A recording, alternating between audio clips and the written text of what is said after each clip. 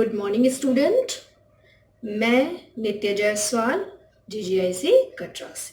Okay बच्चों, आज मैं आपको क्लास 11th में चैप्टर नंबर 2 आपको पढ़ाऊंगी संबंध एवं फलन। ठीक है, तो संबंध को इंग्लिश में क्या कहते हैं? रिलेशन। और फलन को इंग्लिश में क्या कहते हैं? फंक्शन।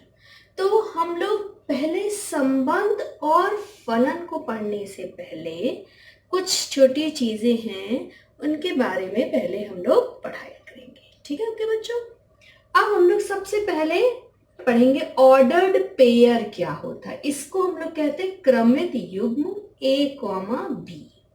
जैसे कि नाम से ही आपको पता चल रहा है कि पेयर है, यानी जोड़ा है या युग्म है। ठीक है बच्चों, और ऑर्डर्ड का मतलब होता है क्या कि एक सीक्वेंस में अगर पहला व्यक्ति पहले खड़ा है और पीछे वाला बाद में खड़ा है तो एक ऑर्डर या एक क्रम में खड़ा है। तो दो नंबर्स को एक पेयर में बना के रखने को ही हम लोग क्या कहते हैं? ऑर्डर्ड पेयर कहते हैं। ठीक है बच्चों, ध्यान से देखिए, क्रमित क्रम में युग्म होना यानी A, B है तो दूसरा B, A भी हो सकता है। ठीक है बच्चों, लेकिन ये कोई जरूरी नहीं है कि A, B आपका B, A के बराबर हो। जस्ट लाइक एग्जाम्पल देखो बच्चों, जैसे 2, 3। ठीक, ये हमने मान लिया A, B। ठीक, अब B, A क्या हो जाएगा आपका? 3, 2। क्या 2, 3 और 3, 2 बराबर है? जैसे एग्जाम्पल लेते, जैसे कह दे दो है नंबर्स 2 और 3 लाइन से खड़े हुए हैं। ठीक है, यानी एक हमने बना दिया, एक रूल बना दिया कि 2 और 3, यानी पहले हमने छोटे नंबर रखे, उसके जस्ट पीछे उसके बड़े नंबर। अगर यही रूल रखा, अब इस पे आ जाए B, A पे, तो क्या छोटा आगे है? नहीं है, इसलिए ये और ये दोनों आपस में बराबर नहीं होते जब तक कि करस्पॉन्डिंग एलिमेंट आपस में बराबर ना हो। ठीक है बच्चों, तो ये ऑर्डर्ड पेयर की डेफिनेशन समझ में आ गई कि मतलब एक तरीके से नंबर्स का एक पेयर बनाना है, जोड़े में बनाना है, और उसको हम लोग स्मॉल ब्रैकेट के अंदर लिखेंगे। ठीक, अब हम लोग आते हैं दूसरी चीज जो हम लोगों को पढ़ना इस चैप्टर में ज्यादा वैल्यू करता है, कार्टेशियन प्रोडक्ट ऑफ सेट्स। ठीक है, यानी कार्तीय गुणनफल। ठीक, किसके बारे में पढ़ रहे हैं? सेट्स, क्योंकि हम लोग फर्स्ट चैप्टर सेट के बारे में पढ़ चुके हैं। अब हमें क्या करना है कि इस कार्टेशियन प्रोडक्ट के बारे में पढ़ना है। ठीक है, अब बच्चों देखो, आप लोगों ने 10th क्लास में एक पढ़ा होगा कार्टेशियन ज्योमेट्री, निर्देशांक ज्योमेट्री। ठीक है ना, यानी कोऑर्डिनेट ज्योमेट्री। उसमें भी कार्टेशियन प्लेन होता है। इन सब चीजों के बारे में कार्टेशियन शब्द आप लोगों ने पढ़ा है, कार्तीय तल पढ़ा है। तो उसी के प्रारूप पे रखते हुए हम सेट पे बात करते हैं। ठीक है, जब कभी भी हम प्रोडक्ट की बात करते हैं तो मिनिमम कितने सेट होने चाहिए? कितने सेट होने चाहिए? 2। ठीक, तो मान लिया A और B 2, बस 2 छोड़ देते हैं। अब देखो, जब किसी चीज का गुणनफल निकालते हैं या कुछ करते हैं तो कम से कम सेट में नंबर होने चाहिए। इसका क्या मतलब हुआ कि दोनों सेट में कुछ ना कुछ एलिमेंट होने चाहिए। यानी एम्प्टी सेट क्या होता है? जिसमें कोई एलिमेंट ना हो, और नॉन एम्प्टी सेट का मतलब कम से कम एक एलिमेंट हो। तो AB2 नॉन एम्प्टी सेट, यानी नॉन का मतलब न और एम्प्टी मतलब अरिक्त। इसको हिंदी में क्या कहते हैं? अरिक्त। एम्प्टी सेट को क्या कहते थे हम लोग? रिक्त समुच्चय। और लगा दिया तो क्या हो गया? अरिक्त समुच्चय। ज्यादातर यूज हम लोग अरिक्त नहीं करते, नॉन एम्प्टी सेट करते, यानी दो नंबर ऐसे हो जिसमें एटलीस्ट एक नंबर जरूर हो। तो 2b, a and b two non empty set हो जाएगा। ठीक है, अब मान लिया कि इसमें जो है a जो है वो स्मॉल ए में बिलोंग कर रहा है और स्मॉल बी का सेट है। ठीक है, तो सभी संभावित ऑर्डर पेयर से बने हुए सेट को हम लोग कार्तीय गुणनफल कहते हैं, यानी मैक्सिमम इन दोनों के एलिमेंट से बने हुए पेयर्स के सेट को हम लोग इन दोनों सेट का कार्तीय गुणनफल कहते हैं। अभी हम लोग एग्जाम्पल से समझेंगे तो आपको एकदम क्लियर हो जाएगा। ठीक है, चलिए आइए हम लोग चलते हैं। तो आ जाइए, मान लिया A क्रॉस B क्या हो गया हमारे, इसको हम लोग क्या कहेंगे, कार्तीय गुणनफल। ठीक है, इसको हम लोग क्या कहेंगे, कार्टेशियन प्रोडक्ट ऑफ सेट्स कहेंगे। कैसे प्रोडक्ट है तो हम लोग यही चीज यहां पर इंक्लूड करेंगे। ठीक, अब हम लोग चलिए एक एग्जाम्पल लेते हैं। तो एग्जाम्पल हम लोगों ने ले लिया 1,2, एक सेट हो गया 1,2 का।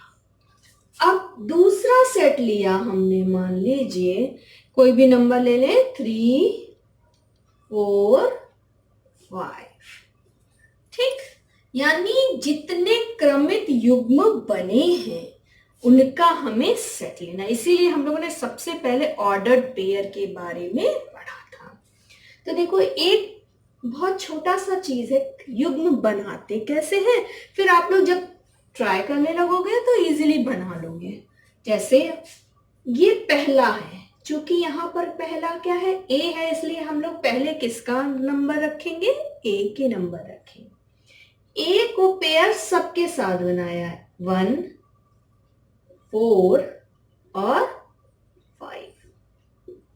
तो इसके साथ हमारे पास क्या बन गया, देखो 1,3, 1,4, 1,5। क्लियर हुआ बच्चों?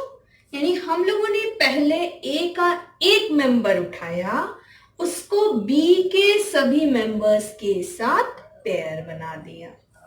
अब दूसरा नंबर 2 है, इसको भी हम लोगों ने 3, 4, 5 के साथ क्या किया, पेयर बनाया। तो क्या आ गया हमारे पास, 2,3, 2,4 और 2,5 हो गया।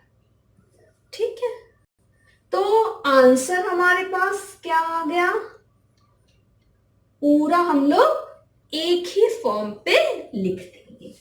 क्या लिखेंगे, 1,3, 1,4, 1,5, 2,3, 2,4 और 2,5 हो गया। यानी अगर हमारे पास ए में 1 और 2 एलिमेंट है और बी में 3, 4, 5 एलिमेंट है, तो उनके पेयर्स हम लोगों ने कैसे बनाए, 1 को सबके साथ पहले पेयरिंग की, बी के एलिमेंट की, फिर उसके दूसरे नंबर को भी सभी के साथ पेयरिंग कर दी। तो इसका कार्टेशियन प्रोडक्ट इस ए क्रॉस बी का आंसर क्या हो जाएगा, सभी ऑर्डर्ड पेयर। बात समझ में आई बच्चों? ठीक है, अब देखो इससे बहुत अच्छा नोट निकला। आपने देखो कितने ऑर्डर्ड पेयर बने, 1, 2, 3, 4, 5 एंड 6। ठीक है, 6 ऑर्डर्ड पेयर्स बने, यानी प्रोडक्ट में क्या आया, 6। अगर इस तरीके से इस पर ध्यान दीजिए कि एन ए में कितने एलिमेंट है सेट में, 2, और एन बी में कितने एलिमेंट है? 3। तो गुणा कर दोगे 2 का 3 के साथ तो क्या आ जाएगा? 6। तो आपने देखे कि कितने पेयर्स हैं? 6। दैट इज एक हमारा क्या निकला? एक हमारा फॉर्मूला निकला। क्या निकला? कि अगर n A into n B है, अगर कार्डिनल नंबर दोनों सेट के कर दे, वो किसके बराबर आता है? Cardinal number of A cross B का। ये बहुत बड़ा इंपॉर्टेंट फॉर्मूला है कि अभी आपके स्टैंडर्ड 11th में नहीं, आगे इन सब चीजों के बहुत उपयोग होने हैं। कोई भी कंपटीशन एग्जाम देते हैं, इन सब चीजों को, छोटी छोटी चीजें हैं, इनको याद रखिए, इनको नोट करके कॉपी में रखिए। ठीक है, यानी आपने रिजल्ट क्या पाया कि सेट में अगर 2 एलिमेंट है और सेट बी में 3 एलिमेंट हैं, तो इनके प्रोडक्ट में यानी ए क्रॉस बी के कार्डिनल नंबर में कितने एलिमेंट हो जाएंगे? 6। 2 into 3 equals to 6। ये फॉर्मूला याद रखिएगा। ये आई थिंक क्वेश्चन नंबर 2 जो हम नेक्स्ट 2.1 एक्सरसाइज करेंगे उसमें आपके ये वाले फॉर्मूले लग जाएंगे। ओके बेटा, चलिए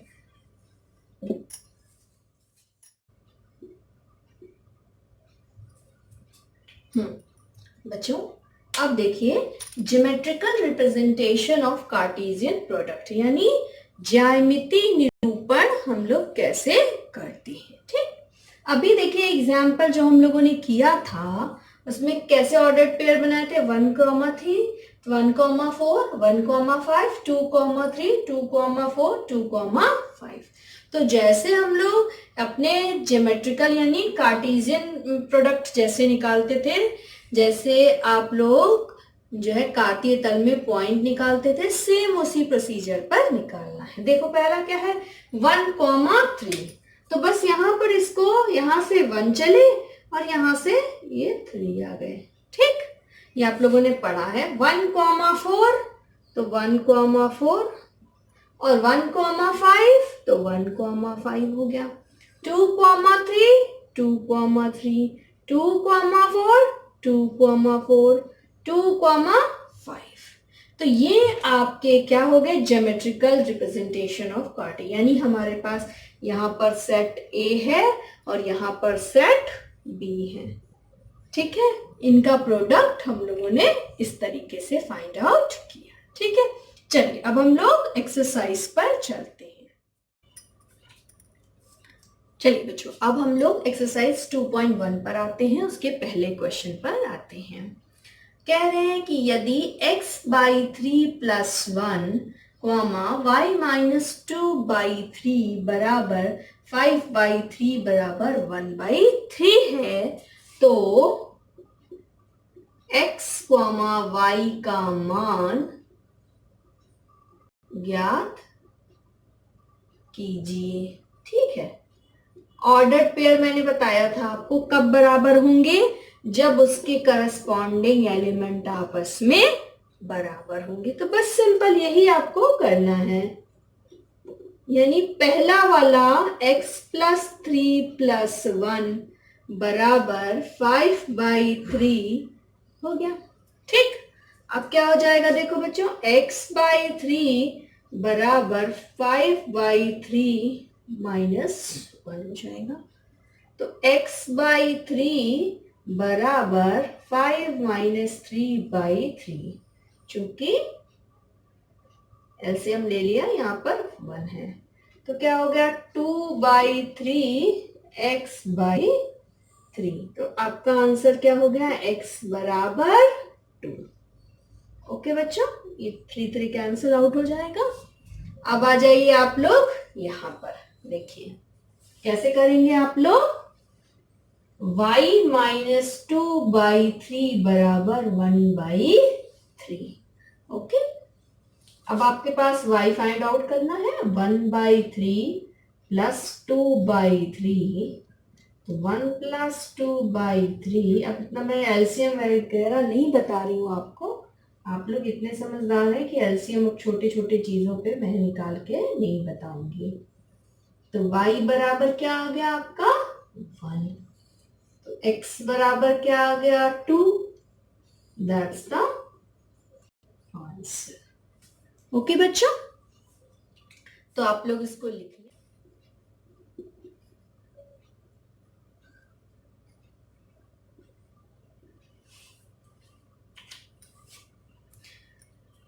अब आइए बच्चों 7th क्वेश्चन पे। बाकी सब इसी तरह पे क्वेश्चन है आपको, पहला मैंने आपको करके दिखा दिया और आप लोग जितने मैंने आर्टिकल बताए उस पर बेस क्वेश्चन है। अगर जो ना समझ में उसको पूछ लीजिएगा, ठीक है बच्चों। अब देखिए 7वां क्वेश्चन क्या है। a बराबर 1,2, b बराबर 1,2, 3 and 4, c 5 and 6 and d is 5, 6, 7, 8. Then find out the A cross B intersection C. यानी आपको फाइंड आउट करना है B इंटरसेक्शन C पहले, फिर उसके साथ हम लोग A का क्रॉस प्रोडक्ट निकालेंगे। तो सबसे पहले आप लोग निकाल लीजिए B intersection C। B intersection C पहले निकाल लिया जाए। आते हैं B पर, देखिए 1, 2, 3, 4 लिख लीजिए, चाहे आप लोग सिंपली ऐसे ही देख के कर लीजिए। This is 1, 2, 3, 4 and 5, 6, 7, 8. What is the common between them? Here is no common, यानी यहाँ पर कॉमन नहीं है। तो जब कॉमन ही कुछ नहीं है तो इंटरसेक्शन क्या हो जाएगा 5 हो जाएगा। That is B intersection C is 5. Okay, यानी आपका इंटरसेक्शन में कोई भी एलिमेंट नहीं है, यानी दोनों का इंटरसेक्शन 5 हो गया। अब आप A के साथ इसका क्रॉस प्रोडक्ट ले लेंगे, दैट इज कार्टेशियन प्रोडक्ट ले लेंगे। A cross B intersection C, that is 1,2 cross with 5, यानी आपने A के साथ क्रॉस ले लिया 5 को। अब आप बताओ कि क्या होगा इसका आंसर, क्योंकि इसमें जब कोई एलिमेंट ही नहीं है तो कार्टेशियन प्रोडक्ट कैसे फाइंड आउट करेंगे, ठीक है ना। तो कार्टेशियन प्रोडक्ट फाइंड आउट करने के लिए इसका आंसर क्या हो जाएगा आपका 5, ठीक। तो इससे आप लोगों ने एक नोट क्या देखा कि दो सेट्स में अगर एक नॉन एम्प्टी और एक एम्प्टी है तो उसका कार्तीय गुणनफल हमेशा एम्प्टी आएगा, ठीक है, और रिक्त समुच्चय आएगा, ठीक है ना।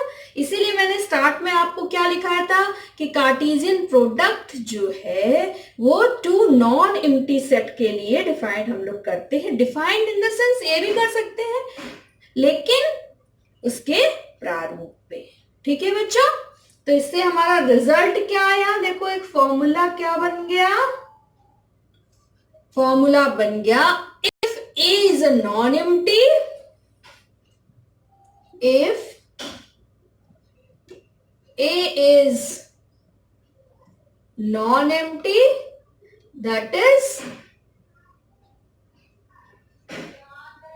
आरिक्त समुच्चय है, और B is empty, यानी B कैसा हो रिक्त हो, ठीक है। तो प्रोडक्ट A क्रॉस B भी क्या हो जाएगा एम्प्टी हो जाएगा। यही चीज मैंने यहां आपको आपके क्वेश्चन नंबर 7 में यही करके दिखाया है। अगर दो सेट में एक एम्प्टी सेट है और एक नॉन एम्प्टी सेट है तो उनका कार्तीय गुणनफल एम्प्टी सेट होगा, ठीक है बच्चों। इसको आप लिख लीजिए, फिर नेक्स्ट क्लास में मैं आपको इसके आगे की